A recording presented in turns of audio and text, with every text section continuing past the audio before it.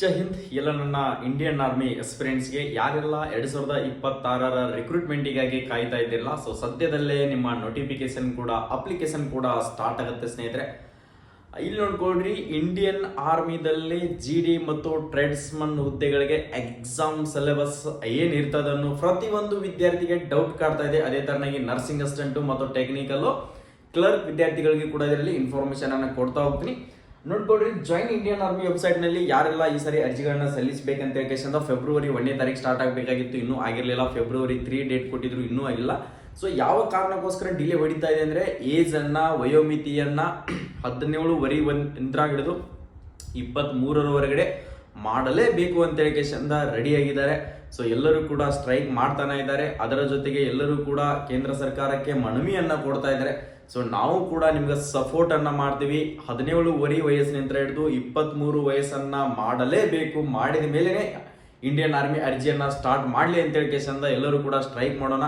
So ಆಗಂಗಿಲ್ಲ ಅನ್ನಂಗಿಲ್ಲ, ಎಲ್ಲರೂ ಕೂಡ ಒಕ್ಕಟ್ಟಾಗಿರ್ಬೇಕು. ಸೊ ಇದನ್ನ ಮಾಡೋಣ.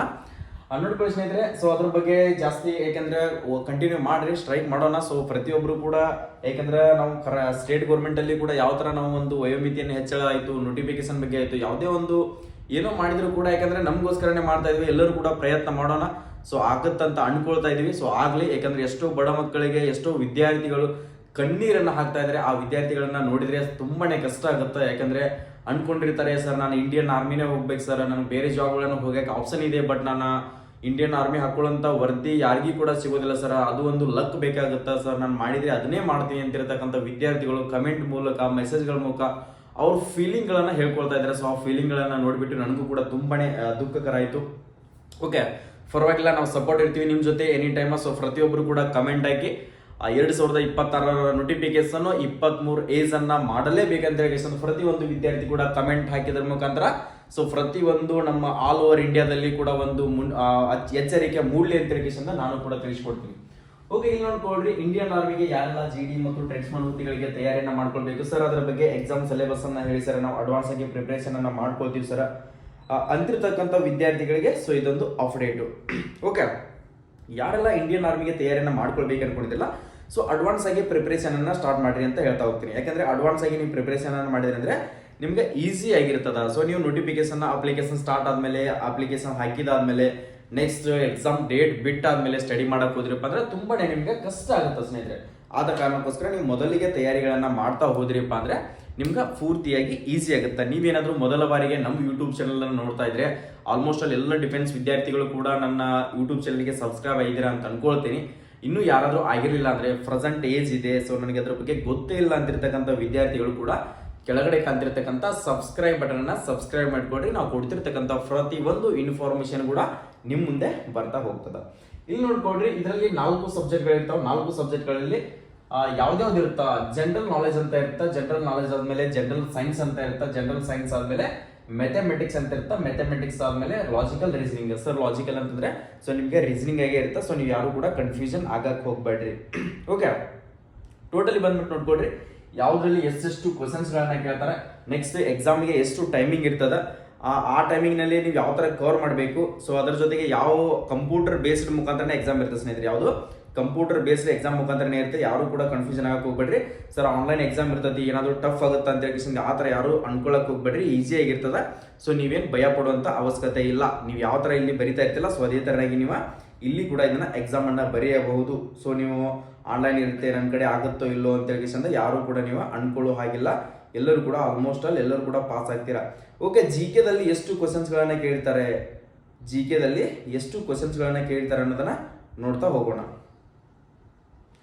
ಜಿಕೆದಲ್ಲಿ ನೋಡ್ಕೊಡ್ರಿ, ಜಿಕೆದಲ್ಲಿ ಬಂದ್ಬಿಟ್ಟು 15 ಕ್ವಶನ್ಸ್ ಗಳನ್ನ ಕೇಳ್ತಾರೆ ನಿಮ್ಗೆ. ಎಷ್ಟು? 15 ಕ್ವಶನ್ಸ್ ಗಳನ್ನ ಜಿಕೆದಲ್ಲಿ ಇರ್ತಾವ. ಎಷ್ಟು? 15 ಕ್ವಶನ್ಸ್ಗಳು. ಜಿಕೆಗೆ 15 ಕ್ವಶನ್ಸ್ಗಳು ಇರ್ತಾವ. 15 ಕ್ವಶನ್ಸ್. ಓಕೆ, ಅದೇ ತರನಾಗಿ ಸೈನ್ಸ್ಗೆ ಎಷ್ಟು ಇರ್ತದೆ, ಸೈನ್ಸ್ ಅಲ್ಲಿ ಕೂಡ ಎಷ್ಟು ಕ್ವಶನ್ಸ್ ಗಳನ್ನ ಕೇಳ್ತಾರಪ್ಪ ಅಂತಂದ್ರೆ ಅದರಲ್ಲಿ ಕೂಡ 15 ಕ್ವಶನ್ಸ್ಗಳು. ಅದರಲ್ಲಿ ಕೂಡ 15 ಕ್ವಶನ್ಸ್ ಗಳನ್ನ ಕೇಳ್ತಾರೆ. ನೆಕ್ಸ್ಟ್ ಅದೇ ತರ ಸರ್ ಮ್ಯಾಥ್ಸ್ ನಮಗೆ ಟಫ್ ಆಗುತ್ತೆ ಸರ್, ಮ್ಯಾಥ್ಸ್ ಸೈನ್ಸ್ ಅಂದ್ರೆ ನಮ್ಗೆ ಟಚ್ ಮಾಡೋಕ್ಕಾಗಲ್ಲ ಸರ್, ಯಾಕಂದ್ರೆ ನಾವು ಸೈನ್ಸ್ ಬ್ಯಾಕ್ ಗ್ರೌಂಡ್ ವಿದ್ಯಾರ್ಥಿಗಳು ಅಲ್ಲ ಸ್ನೇಹಿತರೆ. 7, 8, 9ನೇ 10ನೇ ತರಗತಿ ಏನು ಓದಿ ಬಂದಿರ್ತಿಲ್ಲ ಅದನ್ನೇ ಕ್ವಶನ್ಸ್ ಅನ್ನ ಕೇಳ್ತಾರ. ಅದಕ್ಕಿಂತ ಯಾವುದು ಟಫ್ ಆಗಿರ್ತಕ್ಕಂಥ ಕ್ವಶನ್ಸ್ಗಳನ್ನ ಇದರಲ್ಲಿ ಕೇಳಿರೋದಿಲ್ಲ. ಈಸಿ ಆಗಿರ್ತದ, ಬಟ್ ನೀವು ಸ್ಟಡಿ ಮಾಡಬೇಕು. ಯಾರು ಎಫರ್ಟ್ ಆಗ್ತಿರಲ್ಲ ಸೊ ಅವ್ರು ಸಕ್ಸಸ್ ಕಾಣ್ತೀರಾ, ಎಫರ್ಟ್ ಯಾರು ಆಗೋದಿಲ್ಲ ಅವ್ರು ಫೇಲ್ಯೂರ್ ಆಗ್ತೀರಾ ಅಷ್ಟೇ. ಮತ್ತೆ ಇದರಲ್ಲಿ ಡಿಫ್ರೆನ್ಸ್ ಏನಿಲ್ಲ. ಓಕೆ, ನೆಕ್ಸ್ಟ್ ಅದೇ ತರನಾಗಿ ಸರ್ ಮ್ಯಾಥ್ಸ್ ಎಷ್ಟು ಇರ್ತಾವೆ? ಮ್ಯಾಥ್ಸ್ ಬಂದ್ಬಿಟ್ಟು 15 ಕ್ವಶನ್ಸ್ಗಳು ಇರ್ತಾವೆ. ಎಷ್ಟು? ಮ್ಯಾಥ್ಸ್ ಕೂಡ 15 ಕ್ವಶನ್ಸ್ಗಳು ಇರ್ತಾವೆ. ಎಷ್ಟಾಯ್ತು? 15 + 15 + 15 ಟೋಟಲಿ 45 ಕ್ವಶನ್ಸ್ಗಳಾಯ್ತು. ಎಷ್ಟು? 45 ಕ್ವಶನ್ಸ್ಗಳಾಯ್ತು. ರೀಸನಿಂಗಿಗೆ ಎಷ್ಟು ಕ್ವಶನ್ಸ್ ಎಷ್ಟು ಇರ್ತಾವಪ್ಪ ಅಂದ್ರೆ 5 ಮಾತ್ರ ಇರ್ತಾವೆ. ಆಲ್ಮೋಸ್ಟ್ ಎಲ್ಲರೂ ಕೂಡ ಏನ್ ಮಾಡ್ತಾರೆ, ಸರ್ ರೀಸನಿಂಗ್ 15 ಇಟ್ಟಿದ್ರೆ ಆಗಿತ್ತಲ್ಲ ಸರ್, ರೀಸನಿಂಗ್ ಮತ್ತು ಜನರಲ್ ನಾಲೆಜ್ ಒಳಗೆ ನಾವು ಕಡೆಗೆ ಆಗ್ಬಿಡ್ತಿದ್ವಿ ಸರ್, ಹೆಂಗಾದ್ರು ಮಾಡಿ ಅಂತಿರ್ತಕ್ಕಂಥ ವಿದ್ಯಾರ್ಥಿಗಳು ನೋಡ್ಕೊಳ್ರಿ. ಇಲ್ಲ, ಯಾಕಂದ್ರೆ ಅವರು ನಿಮ್ಗೆ ಯಾಕಂದ್ರೆ ನೀವು ಹೊಂಟಿರ್ತೀರಿ, ನೀವು ದೇಶ ಸೇವೆಯನ್ನ ಮಾಡಕ್ಕೆ ಇಂಡಿಯನ್ ಆರ್ಮಿ ಹೊಂಟಿರ್ತೀರಪ್ಪ ಅಂದ್ರೆ ನಿಮ್ಮ ಹತ್ರ ಒಂದ್ ಸ್ವಲ್ಪ ನಾಲೆಜ್ ಬೇಕಾಗುತ್ತೆ. ಸೊ ಆದ ಕಾರಣಕ್ಕೋಸ್ಕರ ಎಕ್ಸಾಮ್ ಅನ್ನ ಕಂಡಕ್ಟ್ ಮಾಡ್ತಾ ಇದ್ದಾರೆ. ಸೊ ಮೊದಲಿಗೆಲ್ಲ ಯಾವ ತರ ಇತ್ತಪ್ಪ ಅಂದ್ರೆ ಫಸ್ಟ್ ಆಫ್ ಆಲ್ ಫಿಸಿಕಲ್ ಇತ್ತು, ಫಿಸಿಕಲ್ ಆದ್ಮೇಲೆ ಎಕ್ಸಾಮ್ ಅನ್ನ ಕಂಡಕ್ಟ್ ಮಾಡ್ತಾ ಇದ್ರು. ಈಗೆಲ್ಲ ಚೇಂಜಸ್ ಅನ್ನ ಮಾಡಿಬಿಟ್ಟಿದ್ದಾರೆ. ಫಸ್ಟ್ ಗೆ ಎಕ್ಸಾಮ್ ಆದ್ಮೇಲೆ ಫಿಸಿಕಲ್ ಅನ್ನ ಕಂಡಕ್ಟ್ ಮಾಡೋಂತ ಲಿಸ್ಟ್ ಗಳನ್ನ, ಮೆರಿಟ್ ಲಿಸ್ಟ್ ಗಳನ್ನ ಬಿಡ್ತಾ ಹೋಗ್ತಾರೆ. ಓಕೆ, ಇಲ್ಲಿ ನೋಡ್ಕೊಳ್ರಿ, ಟೋಟಲಿ ಬಂದ್ಬಿಟ್ಟು ಎಷ್ಟು ಕ್ವಶನ್ಸ್ಗಳಾಯ್ತು? ಎಷ್ಟು ಕ್ವಶನ್ಸ್ಗಳಾಯ್ತಪ್ಪ ಅಂದ್ರೆ 50. ಟೋಟಲ್ 50 ಕ್ವಶನ್ಸ್ಗಳಾಯ್ತು. 50 ಕ್ವಶನ್ಗೆ 2, 50 × 2 ಎಷ್ಟಾಯ್ತು? 100. ಅಂದ್ರೆ ನಿಮ್ಗ ಒಂದು ಕ್ವಶನ್ಗೆ 2 ಮಾರ್ಕ್ಸ್ ಇರ್ತವೆ ಸ್ನೇಹಿತರೆ. ಇವು ಕ್ವಶನ್ಸ್. ಓಕೆ, ಇದು ಮಾರ್ಕ್ಸ್. ಗೊತ್ತಾಯ್ತಾ? 50 ಕ್ವಶನ್ಸ್ಗೆ 100 ಮಾರ್ಕ್ಸ್ ಅಂದ್ರೆ ಒಂದು ಕ್ವಶನ್ಗೆ 2 ಮಾರ್ಕ್ಸ್ ಆಯ್ತು. ಎಷ್ಟು? ಒಂದು ಕ್ವಶನ್ಗೆ 2 ಮಾರ್ಕ್ಸ್ ಗಳನ್ನ ಕೊಡ್ತಾರೆ. ಟೈಮಿಂಗ್ ನೋಡ್ಕೊಳ್ರಿ, 1 ಅವರ್ ಟೈಮಿಂಗ್ ಇರುತ್ತೆ. 1 ಅವರ್ ನಿಮ್ಗೆ ಟೈಮಿಂಗ್ ಇರುತ್ತೆ. ಸೊ 1 ಅವರ್ ಟೈಮಿಂಗ್ ಇರುತ್ತೆ. ಅದು ಯಾವ ಮುಖಾಂತರಪ್ಪ ಅಂದ್ರೆ CBT, ಕಂಪ್ಯೂಟರ್ ಬೇಸ್ಡ್ ಮುಖಾಂತರನೇ ನಿಮ್ಗೆ ಎಕ್ಸಾಮ್ ಅನ್ನ ಕಂಡಕ್ಟ್ ಮಾಡ್ತಾರೆ. ಯಾವ ತರ? ಕಂಪ್ಯೂಟರ್ ಬೇಸ್ಡ್ ಮುಖಾಂತರನೇ ನಿಮ್ಗೆ ಎಕ್ಸಾಮ್ ಅನ್ನ ಕಂಡಕ್ಟ್ ಮಾಡ್ತಾರೆ. ಸೊ ಪ್ರತಿಯೊಬ್ರು ಕೂಡ ಈ ಎಕ್ಸಾಮ್ ಅನ್ನ ಪಾಸ್ ಆಗ್ತೀರಿ, ಯಾವುದೇ ತರನಂತ ಭಯ ಪಡುವಂತ ಅವಶ್ಯಕತೆ ಇಲ್ಲ. ಇನ್ನೊಂದೇನಪ್ಪಾ ಅಂದ್ರೆ ಸರ್ ಇದರಲ್ಲಿ ಇಂಗ್ಲಿಷ್ ಹಿಂದಿಯಲ್ಲೇ ಎಕ್ಸಾಮ್ ಅನ್ನ ಬರಿಬೇಕಾ ಅಂತ ಕೇಳ್ತಿರ್ತಕ್ಕಂಥ ಫಸ್ಟ್ ಚಾನ್ಸ್ಗೆ ಬಂದಿರತಕ್ಕಂಥ ವಿದ್ಯಾರ್ಥಿಗಳಿಗೆ ಕೂಡ ಡೌಟ್ ಇದೆ. ಇಲ್ಲ ಸ್ನೇಹಿತರೆ, ನೀವು ಇಂಗ್ಲಿಷ್ ಹಿಂದಿಯಲ್ಲಿ ಎಕ್ಸಾಮ್ ಅನ್ನ ಬರೆಯುವಂತ ಅವಶ್ಯಕತೆನೇ ಇಲ್ಲ. ಕನ್ನಡದಲ್ಲೇನೆ ಎಕ್ಸಾಮ್ ಬರಿಬಹುದು.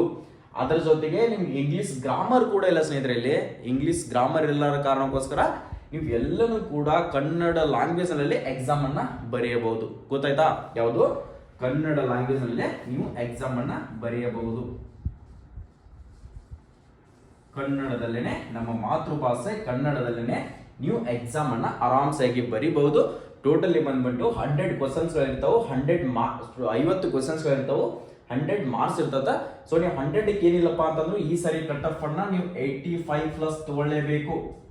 85+ ಅನ್ನ ಮಾಡಲೇಬೇಕು. 85+ ಮಾರ್ಕ್ಸ್ ಅನ್ನ ಮಾಡಿದ್ರೆ ಮಾತ್ರ ನೀವು ಇಂಡಿಯನ್ ಆರ್ಮಿಗೆ ಸೆಲೆಕ್ಷನ್ ಆಗುವಂತ ಚಾನ್ಸಸ್ ಇರ್ತದೆ. ಯಾರು ಕೂಡ ನಿಮ್ಮನ್ನ ಟಚ್ ಮಾಡಕ್ಕೂ ಹೋಗೋದಿಲ್ಲ. ಫಿಸಿಕಲ್ ಗೆ ನೋಡ್ಕೊಳ್ರಿ 100 ಮಾರ್ಕ್ಸ್ ಇರ್ತದೆ. ಎಷ್ಟು? ಫಿಸಿಕಲ್ಗೆ ಕೂಡ 100 ಮಾರ್ಕ್ಸ್ ಇರ್ತದೆ. ರನ್ನಿಂಗಿಗೆ 60 ಮಾರ್ಕ್ಸ್ ಇರ್ತತಿ. ಫುಲ್ ಆಫ್ಸಿಗೆ 40 ಮಾರ್ಕ್ಸ್ ಇರ್ತತಿ. ಅಲ್ಲಿ ಕೂಡ ನೀವು ಔಟ್ ಆಫ್ ಔಟ್ ತಗೊಂಡ್ರೆ 100 ಅಲ್ಲಿ, ಇಲ್ಲಿ 85 ಅಂತಂದ್ರೆ 180 ಮಾರ್ಕ್ಸ್ಗಳಾಯ್ತು. ನಿಮ್ಮನ್ನ ಯಾರು ಕೂಡ ಟಚ್ ಮಾಡೋದಿಲ್ಲ. ನೀವು ಫೈನಲ್ ಮೆರಿಟ್ಗೆ ಆರಾಮ್ಸಾಗಿ ಕ್ಲಿಯರ್ ಆಗಿ ನೆಮ್ಮದಿ ಒಂದು ಯಾವುದೇ ಟೆನ್ಷನ್ ಇಲ್ಲದೇನೆ ಜಾಯಿನ್ ಆಗ್ತೀರಾ. ಆದ ಕಾರಣಕ್ಕೋಸ್ಕರ ಇದೇ ತನಗೆ ಸಿಲೆಬಸ್ ಅನ್ನ ಸ್ಟಡಿ ಮಾಡಿ ಮೇಲಿಂದ ಡೈಲಿ ಈಗೇನು ಹಾಕಿದ್ದೀನಲ್ಲ, ಬೇಕಾದ್ರೆ ಒಂದ್ಸರಿ ಸ್ಕ್ರೀನ್ ಶಾಟ್ ಅನ್ನ ತಗೊಳ್ರಿ. ಇದನ್ನ ಸ್ಕ್ರೀನ್ ಶಾಟ್ ತಗೊಳ್ರಿ ಅಂದ್ರೆ ನಿಮ್ಗೆ ಕ್ಲಿಯರಿಟಿಯಾಗಿ ಗೊತ್ತಾಗುತ್ತೆ. ಸ್ಕ್ರೀನ್ ಶಾಟ್ ಅನ್ನ ತಗೊಂಡ್ರಪ್ಪ ಅಂದ್ರೆ ಓಕೆ, ನಾನು ಇದನ್ನ ಓದಬೇಕು ಡೈಲಿ, ಇದನ್ನ ರೂಟೀನ್ ಅನ್ನ ಹಾಕೊಡ್ರಿ. ಬೇಕಾದ್ರೆ ಒಂದ್ಸರಿ ನಿಮ್ಮ ಹತ್ರ ರಫ್ ಶೀಟ್ ನಲ್ಲಿ ಬರೆದಿಟ್ಕೊಳ್ರಿ. ಇದೇ ಸಿಲೆಬಸ್ ಇದೆ, ಇಷ್ಟು ಮಾರ್ಕ್ಸ್, ಇಷ್ಟು ಕ್ವಶನ್ಸ್ಗಳಿದಾವೆ, ಇಷ್ಟು ಮಾರ್ಕ್ಸ್ ಇದೆ, ಇಷ್ಟು ಟೈಮಿಂಗ್ ಇದೆ. ಇದು CBT ಎಕ್ಸಾಮ್ ಇರ್ತದ. ಓಕೆ, CBT ಎಕ್ಸಾಮ್ ಇರ್ತದ. ಸೊ ನಾನು ಕಂಪ್ಯೂಟರ್ ಮುಖಾಂತರನೇ ಮುಂದೆ ಎಕ್ಸಾಮ್ ಅನ್ನ ಬರಿಬೇಕು. ಅದು ಕನ್ನಡದಲ್ಲೇನೆ ಎಕ್ಸಾಮ್ ಇರ್ತೈತಿ. ಸೊ ಕನ್ನಡದಲ್ಲೇನೆ ನೀವು ಕ್ಲಾಸಸ್ ಗಳನ್ನ ಕೇಳಬೇಕಾಗತ್ತ. ಸೊ ಸರ್ ಇದ್ರ ಬಗ್ಗೆ ಕ್ಲಾಸಸ್ ಗಳನ್ನ ಮಾಡಿ ಅಂತ ಎಷ್ಟೋ ವಿದ್ಯಾರ್ಥಿಗಳು ಕೂಡ ಕೇಳ್ತಾ ಇದ್ರಿ. ಸೊ ನಿಮ್ಗೂ ನಾವು ಎಫರ್ಟ್ ಹಾಕ್ತಾ ಇದೀವಿ. ಎಲ್ಲ ನಮ್ಮ ಕನ್ನಡಿಗರಿಗೆ ಒಂದು ಕನ್ನಡದಲ್ಲೇನೆ ಇನ್ಫಾರ್ಮೇಶನ್ ಗಳನ್ನು ಕೊಡಬೇಕು, ಕನ್ನಡದಲ್ಲೇನೆ ಕ್ಲಾಸಸ್ ಗಳನ್ನ ಮಾಡ್ಬೇಕಂತ ಪ್ರಯತ್ನವನ್ನ ಮಾಡ್ತಾ ಇದೀವಿ. ನಿಮ್ಮ ಸಪೋರ್ಟ್ ಕೂಡ ಬೇಕಾಗುತ್ತೆ ನಮಗೆ. ನೀವು ಎಷ್ಟು ನಮಗೆ ಸಪೋರ್ಟ್ ಅನ್ನ ಮಾಡ್ತೀರಾ ಸೊ ಅಷ್ಟು ನಾವು ನಿಮಗೆ ಪ್ರತಿ ಒಂದು ಅಪ್ಡೇಟ್ ಆಗಿರಲಿ, ಸೊ ಯಾವುದೇ ಒಂದು ಕ್ಲಾಸಸ್ಗಳಾಗಿರಲಿ, ಪ್ರತಿ ಒಂದು ನಾವು ಮಾಹಿತಿಯನ್ನ ಕೊಡ್ತಾ ಹೋಗ್ತೀವಿ. ಆದಷ್ಟು ಬೇಗನೆ ಈ ಸಾರಿ ಅಗ್ನಿವೀರ್ ಕ್ಲಾಸಸ್ಗಳನ್ನ ಡಿಜಿಟಲ್ ಬೋರ್ಡ್ ಮುಖಾಂತರನೇ ಸ್ಟಾರ್ಟ್ ಮಾಡ್ತಾ ಇದೀವಿ. ಡಿಜಿಟಲ್ ಬೋರ್ಡ್ ಮುಖಾಂತರ ಡೈಲಿ ಕ್ಲಾಸಸ್ಗಳನ್ನ ಕೊಡ್ತೀವಿ ಸ್ನೇಹಿತರೆ. ಸೊ ನಮ್ಮ ಯೂಟ್ಯೂಬ್ ಚಾನಲ್ ಅನ್ನ ಸಬ್ಸ್ಕ್ರೈಬ್ ಮಾಡಿಟ್ಕೊಂಡ್ರೆ ಮಾತ್ರ ಸಾಕು. ಪ್ರತಿ ಡೇನು ಕೂಡ ನಿಮ್ಗೆ ಕ್ಲಾಸ್ಗಳನ್ನ ನೀವು ಜಾಯಿನ್ ಆಗಿ ಕ್ಲಾಸಸ್ಗಳನ್ನ ಕೇಳಬಹುದು. ಯಾವುದೇ ತರಹಂತ ತೊಂದರೆ ಇಲ್ಲ. ಸೊ ನಾವು ಫ್ರೀ ಆಗೇನೆ ಕ್ಲಾಸಸ್ಗಳನ್ನ ಕೊಡ್ತೀವಿ, ಆನ್ಲೈನ್ ಕ್ಲಾಸಸ್ಗಳನ್ನ. ಆನ್ಲೈನ್ ಕ್ಲಾಸ್ಗಳನ್ನ ಡೈಲಿ ನಿಮ್ಮ ಪ್ರೀವಿಯಸ್ ಇಯರ್ ಕ್ವಶನ್ಸ್ಗಳನ್ನ ನಾವು ಕೊಡ್ತಾನೆ ಹೋಗ್ತೀವಿ. ಅಕಸ್ಮಾತ್ ಸರ್ ನಮ್ಗೆ ಆನ್ಲೈನ್ದಲ್ಲಿ ಯಾವುದೇ ಥರದ ಏನಾದರೂ ಡೌಟ್ಸ್ ಇದ್ರೆ ಕೇಳಕ್ ಆಗೋದಿಲ್ಲ ಸರ್, ನಮ್ಗೆ ಆಫ್ಲೈನ್ ಕ್ಲಾಸಸ್ ಬೇಕು ಸರ್, ಅದ್ರ ಜೊತೆಗೆ ನಮ್ಗೆ ಫಿಸಿಕಲ್ ಟ್ರೈನಿಂಗೇ ಬೇಕು ಸರ್, ಅದ್ರ ಬಗ್ಗೆ ನಾಲೆಜೇ ಇಲ್ಲ ಸರ್, ಆನ್ಲೈನ್ ಕ್ಲಾಸ್ ಕೇಳೋದ್ರಿಂದ ನಮ್ಗೆ ಅಷ್ಟು ನಾಲೆಜ್ ಬರೋದಿಲ್ಲ ಸರ್, ನಾನು ಆಫ್ಲೈನ್ನೇ ಬೇಕು ಸರ್, ನಿಮ್ಮ ಕೋಚಿಂಗಿಗೆ ಬರ್ತೀನಿ ಸರ್, ಅಡ್ಮಿಷನ್ ಸ್ಟಾರ್ಟ್ ಇದಾವ ಅಂತ ಕೇಳ್ತಿರ್ತಕ್ಕಂಥ ವಿದ್ಯಾರ್ಥಿಗಳಿಗೆ ನಮ್ಮ ಎಚ್.ಡಿ. ಡಿಫೆನ್ಸ್ ಅಕಾಡೆಮಿ ಬಾಗಲಕೋಟೆಯಲ್ಲಿ ನಮ್ಮ ಕೋಚಿಂಗ್ ಇರೋದು. ನಾವು ಬಂದ್ಬಿಟ್ಟು ಇವಾಗಲೇ ಅಡ್ಮಿಷನ್ ಕೂಡ ಪ್ರಾರಂಭವನ್ನು ಮಾಡಿದ್ವಿ. ಜನವರಿ 25ರಿಂದ 5ನೇ ತಾರೀಕು ಮಟ್ಟ, ಫೆಬ್ರವರಿ 5ನೇ ತಾರೀಕು ಮಟ್ಟ ಅಡ್ಮಿಷನ್ ಅನ್ನ ಮಾಡ್ಕೊಳ್ಳೋಕೆ ಅವಕಾಶವನ್ನ ಕೊಟ್ಟಿದ್ವಿ. ಸೊ ಆದ ಕಾರಣಕ್ಕೋಸ್ಕರ ಎಷ್ಟೋ ವಿದ್ಯಾರ್ಥಿಗಳು ಏನ್ ಕೇಳ್ತಾ ಇದ್ದಾರಪ್ಪ ಅಂದ್ರೆ, ಸರ್ ಇನ್ನಷ್ಟು ದಿನ 10ನೇ ತಾರೀಕು ಮಟ್ಟ ಕೊಡಿ ಸರ್, 10ನೇ ತಾರೀಕಿಗೆ ಕ್ಲಾಸ್ಗಳನ್ನ ಸ್ಟಾರ್ಟ್ ಮಾಡ್ತಾ ಇದ್ವಿ ಫೆಬ್ರವರಿ 10ಕ್ಕೆ, ಅಲ್ಲಿ ಮಟ್ಟ ಅಡ್ಮಿಷನ್ ಅನ್ನ ಮಾಡ್ಕೊಳ್ಳೋಕೆ ಟೈಮ್ ಕೊಡಿ ಅಂತ ಹೇಳಿ ವಿದ್ಯಾರ್ಥಿಗಳು ಕೇಳ್ತಾ ಇದ್ರು. 10ನೇ ತಾರೀಕು ಮಟ್ಟ ಅಡ್ಮಿಷನ್ ಅನ್ನ ಮಾಡ್ಕೊಳ್ಳೋಕೆ ಅವಕಾಶವನ್ನ ಕೊಡ್ತಾ ಇದ್ವಿ. ಇದು 100 ಮೆಂಬರ್ಸ್ಗೆ ಮಾತ್ರ ಇರ್ತೈತಿ. ನಿಮಗೆ ಎಲ್ಲ ಸ್ಪೆಸಿಲಿಟಿ, ಹಾಸ್ಟೆಲ್, ಊಟ, ಕ್ಲಾಸ್, ಫಿಸಿಕಲ್ ಟ್ರೈನಿಂಗ್ ಎಲ್ಲನೂ ಕೂಡ ಕೊಡ್ತಾ ಇದೀವಿ. 2 ತಿಂಗಳ ಕೋರ್ಸ್ ಇರುತ್ತೆ. ಅತಿ ಕಡಿಮೆ ಫೀಸ್ ನಲ್ಲಿ ನಾವು ಇದನ್ನ ಅವೈಲೇಬಲ್ ಅನ್ನ ಮಾಡ್ತಾ ಇದೀವಿ. ಪುರುಷ ಮತ್ತು ಮಹಿಳಾ ಅಭ್ಯರ್ಥಿಗಳಿಗೆ ಇಬ್ಬರಿಗೂ ಕೂಡ ಅವಕಾಶ ಇದೆ. ನಿಮಗೆ ಎಕ್ಸ್ಪೀರಿಯನ್ಸ್ ಟೀಚರ್ಸ್ ಗಳಿಂದ ಕ್ಲಾಸಸ್ಗಳನ್ನ ಕಂಡಕ್ಟ್ ಮಾಡ್ತೀವಿ. ಡೈಲಿ 8 to 6 ಅವರ್ಸ್ ಕ್ಲಾಸಸ್ಗಳು ಇರ್ತಾವೆ. ಅದ್ರ ಜೊತೆಗೆ ನಿಮ್ಗೆ ಪ್ರತಿ ವಾರ ಎಕ್ಸಾಮ್ ಟೆಸ್ಟ್ ಅನ್ನ ಕಂಡಕ್ಟ್ ಮಾಡ್ತೀವಿ. ಅದ್ರ ಜೊತೆಗೆ ನಿಮ್ಗೆ ಡೈಲಿ 2 times ಫಿಸಿಕಲ್ ಕೂಡ ಕಂಡಕ್ಟ್ ಮಾಡ್ತೀವಿ, ಮಾರ್ನಿಂಗ್ ಮತ್ತು ಈವ್ನಿಂಗ್. ಅದರ ಜೊತೆಗೆ ಪ್ರತಿ ವಾರ ನೀನು ಫಿಸಿಕಲ್ ನಲ್ಲಿ ಎಷ್ಟನೇ ಗ್ರೂಪ್ ಹೊಡಿತಾ ಇದೆಯಾ, ಎಷ್ಟು ಎಕ್ಸ್ಪೀರಿಯನ್ಸ್ ಅಂದ್ರೆ ನಿಮ್ಗೆ ಎಷ್ಟು ಇಂಪ್ರೂವ್ಮೆಂಟ್ ಆಗಿದೆ, ಪ್ರತಿ ವಾರನೂ ಕೂಡ ಫಿಸಿಕಲ್ ಟೆಸ್ಟ್ ಅನ್ನ ಕಂಡಕ್ಟ್ ಮಾಡ್ತೀವಿ. ಅದ್ರ ಜೊತೆಗೆ ಮೆಡಿಕಲ್ ಕೂಡ ಚೆಕ್ ಮಾಡ್ತೀವಿ. ಅದ್ರ ಜೊತೆಗೆ ಹೈಟ್, ವೇಟ್, ಚೆಸ್ಟ್, ನೀವು ಇಂಡಿಯನ್ ಆರ್ಮಿಗೆ ಸೆಲೆಕ್ಷನ್ ಆಗೋಕೆ ಏನೆಲ್ಲ ಬೇಕಲ್ಲ, ಸೊ ಪ್ರತಿಯೊಂದು ಕೂಡ ನಮ್ಮ ಕೋಚಿಂಗ್ ದಲ್ಲಿ ರೆಡಿ ಮಾಡಿ ಸಾಕಷ್ಟು ಅಗ್ನಿವೀರರನ್ನಾಗಿ ತಯಾರಿಯನ್ನ ಮಾಡಿ ಬೆಳಗಾವಿ AROT ಅಂತ ಸಾಕಷ್ಟು ವಿದ್ಯಾರ್ಥಿಗಳು ಕೂಡ ಜಾಯಿನ್ ಆಗಿದ್ದಾರೆ. ನೋಡ್ಕೊಳ್ಬಹುದು ನಮ್ಮ ಇನ್ಸ್ಟಾ ಆಗಿರಲಿ, ಯೂಟ್ಯೂಬ್ ಆಗಿರಲಿ. ಸೊ ಮಂಗಳೂರು ಮೂಡುಬಿದಿರೆಯಲ್ಲಿ ಕೂಡ ಸಾಕಷ್ಟು ವಿದ್ಯಾರ್ಥಿಗಳು ಕೂಡ ಸೆಲೆಕ್ಷನ್ ಆಗಿದ್ದಾರೆ. ಮೆಡಿಕಲ್ ಕೂಡ ಫಿಟ್ ಆಗಿದ್ದಾರೆ, ಫಿಸಿಕಲ್ ಕೂಡ ಫಿಟ್ ಆಗಿದ್ದಾರೆ. ಇನ್ನೇನು ಫೈನಲ್ ಮೆರಿಟ್ಗೆ ಮಾತ್ರ ಕಾಯ್ತಾ ಇದ್ದಾರೆ. ನೀವು ಕೂಡ ಅದೇ ತರನಾಗಿ ರೆಡಿ ಆಗಬೇಕು. ಸೊ ನಾನು ಪಕ್ಕಾ ಸೆಲೆಕ್ಷನ್ ಆಗಲೇಬೇಕು 100% ಅನ್ಕೊಂಡಿದ್ದೀರಿಯಪ್ಪ ಅಂದ್ರೆ ಸ್ನೇಹಿತರೆ, ನಮ್ಮ ಎಚ್.ಡಿ. ಡಿಫೆನ್ಸ್ ಅಕಾಡೆಮಿಯಲ್ಲಿ ಇವಾಗಲೇ ಅಡ್ಮಿಷನ್ ಕೂಡ ಪ್ರಾರಂಭ ಆಗಿದ್ದವು. ಕೇವಲ 100 ಮೆಂಬರ್ಸ್ಗೆ ಮಾತ್ರ ಇರ್ತೈತಿ. ಸೀಟ್ ಅನ್ನ ಕನ್ಫರ್ಮೇಶನ್ ಮಾಡ್ಕೊಳ್ಬೇಕು. ಆದಷ್ಟು ಬೇಗನೆ 10ನೇ ತಾರೀಕಿಗೆ ಈ ಫಸ್ಟ್ನೇ ಬ್ಯಾಚ್ಗೆ ನೀವೇನಾದ್ರೂ ಜಾಯಿನ್ ಆಗಬೇಕು ಅನ್ಕೊಂಡಿದ್ರೆ ಇಲ್ಲಿ ಕೊಟ್ಟಿರ್ತಕ್ಕಂಥ ಕಾಂಟ್ಯಾಕ್ಟ್ ನಂಬರ್ಗೆ ಕಾಲ್ ಮಾಡಿಬಿಟ್ಟು ಆದಷ್ಟು ಬೇಗನೆ ನಿಮ್ಮ ಸೀಟನ್ನು ಕನ್ಫರ್ಮೇಶನ್ ಮಾಡಿಕೊಂಡು ಅಡ್ಮಿಷನ್ಗಳನ್ನ ತಗೊಳ್ಬಹುದು ಸ್ನೇಹಿತರೆ. ನೆಕ್ಸ್ಟ್ ಅದೇ ತರನಾಗಿ ಟೆಕ್ನಿಕಲ್ ಮತ್ತು ಕ್ಲರ್ಕ್, ನರ್ಸಿಂಗ್ ಅಸಿಸ್ಟೆಂಟ್ಗೆ ಯಾರೆಲ್ಲ ತಯಾರಿಯನ್ನ ಮಾಡ್ತಾ ಇಲ್ಲ, ಸೊ ಅವರಿಗೆ ಸಪರೇಟ್ ಆಗಿರ್ತಕ್ಕಂಥದ್ದು ಒಂದು ವಿಡಿಯೋನ ಮಾಡಾಕ್ತೀನಿ. ಟೆಕ್ನಿಕಲ್ ಮತ್ತು ನರ್ಸಿಂಗ್ ಅಸಿಸ್ಟೆಂಟ್, ಕ್ಲರ್ಕ್ ವಿದ್ಯಾರ್ಥಿಗಳಿಗೆ ಸಿಲೆಬಸ್ ಏನಿರ್ತದ, ಅವ್ರಿಗೆ ಎಷ್ಟು ಮಾರ್ಕ್ಸ್ ಇರ್ತದ, ಸೊ ಏನೆಲ್ಲ ಇರ್ತದ, ಫಿಸಿಕಲ್ ಏನಿರ್ತದ ಅನ್ನೋದು ಕೂಡ ನಾನು ಅದ್ರ ಬಗ್ಗೆ ಸಂಪೂರ್ಣವಾಗಿರ್ತಕ್ಕಂಥ ಮಾಹಿತಿಯನ್ನ ಕೊಡ್ತಾ ಹೋಗ್ತೀನಿ ಸ್ನೇಹಿತರೆ. ಯಾರೆಲ್ಲ ಈ ವರ್ಷ 2026ರಲ್ಲಿ ನಾನು ಅಗ್ನಿವೀರನಾಗಿ ಸೆಲೆಕ್ಷನ್ ಆಗಬೇಕು ಅನ್ಕೊಂಡಿದ್ದಿಲ್ಲ, ಸೊ ಪ್ರತಿ ಒಂದು ವಿದ್ಯಾರ್ಥಿಗೆ 100% ಹೇಳ್ತೀನಿ, ನಾವು ಸೆಲೆಕ್ಷನ್ ಅನ್ನ 100% ರಿಸಲ್ಟ್ ಅನ್ನ ಕೊಡ್ತೀವಿ. 100% ಅನ್ನ ನಿಮ್ಮನ್ನ ಸೈನಿಕನನ್ನಾಗಿ ರೆಡಿ ಮಾಡ್ತೀವಿ ಸ್ನೇಹಿತರೆ. ಅಷ್ಟೇ ನನ್ನ ಉದ್ದೇಶ. ನಿಮಗೆ ಏನಾದರೂ ನಾವು ಕೊಡ್ತಿರ್ತಕ್ಕಂಥ ಮಾಹಿತಿ ಇಷ್ಟ ಆಗಿದ್ರೆ ಸೊ ಪ್ರತಿಯೊಬ್ಬರು ಕೂಡ ಕಮೆಂಟ್ ಸೆಕ್ಷನ್ದಲ್ಲಿ ಕಮೆಂಟ್ ಅನ್ನು ಹಾಕಿ, ಅದರ ಜೊತೆಗೆ ಒಂದು ಲೈಕ್ ಅನ್ನ ಮಾಡಿ. ಈ ವಿಡಿಯೋನ ನಿಮ್ಮ ಬ್ರದರ್ ಸಿಸ್ಟರ್ ಯಾರಾದರೂ ಇದ್ರೆ ಇಂಡಿಯನ್ ಆರ್ಮಿಗೆ ತಯಾರಿಯನ್ನ ಮಾಡ್ತಾ ಇದ್ದಾರೆ ಅಂದ್ರೆ ಈ ವಿಡಿಯೋನ ತಪ್ಪದೇನೆ ಅವ್ರಿಗೆ ಕೂಡ ಶೇರನ್ನ ಮಾಡ್ಕೊಡ್ರಿ. ಕೆಳಗಡೆ ಕಾಣ್ತಿರ್ತಕ್ಕಂಥ ಸಬ್ಸ್ಕ್ರೈಬ್ ಬಟನ್ನ ಸಬ್ಸ್ಕ್ರೈಬ್ ಮಾಡಿ ಇಟ್ಕೊಡ್ರಿ. ಎಲ್ಲರಿಗೂ ಕೂಡ ಆಲ್ ದಿ ಬೆಸ್ಟ್, ಒಳ್ಳೇದಾಗಲಿ. ಜೈ ಹಿಂದ್, ಜೈ ಕರ್ನಾಟಕ.